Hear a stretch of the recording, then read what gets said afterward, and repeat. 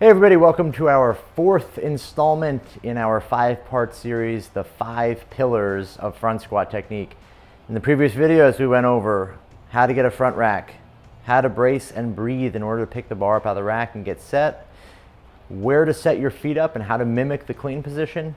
And in this video, we're going to go over how to descend into the bottom of the squat. So Kaylin's going to pick the bar up out of the rack. She's going to set up. Big air, get set, step into that position. From here, we've already established that our body weight is going to remain in the middle of our foot. Okay, we want to be able to feel our big toe, our little toe, and our heel pushing into the ground simultaneously.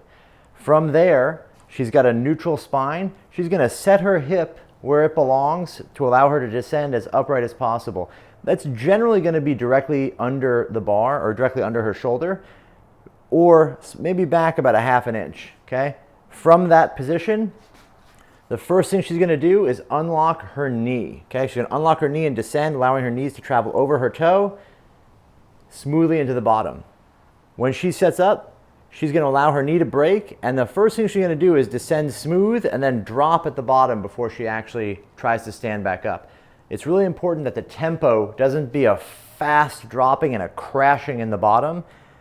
Show them the wrong way, where her knees might cave or different positions are going to fall apart. She's going to want to make sure that as she descends, she holds position tense, loads the legs by letting the knee come forward, sits into it, then she would stand from there. So main points, she's going to set her hip back a little bit. She's going to break at the knee's going to come forward as she comes down, holding the tension as she descends. Okay. Super important to make sure that at the bottom, you don't let the pressure come back too far on your heel and have your hips crash around the bottom. That crashing is going to prevent you from having any tension in the legs, getting a good squat out of the hole. You won't be able to utilize your quads very well if you fall backward. So tempo is really important. Set up smooth, smooth descent, allow the knees to come forward, and then sit down. So from here, when she descends at the knee, really important that she allows the knee to travel forward. She's going to keep pressure on the quad, keeping the knee in position as she goes down. She's going to really try to resist any kind of backward movement of the knee, or when she sits down, not letting her knee come over her toe. If she tries to stick her butt back entirely, that would be incorrect. Do one more.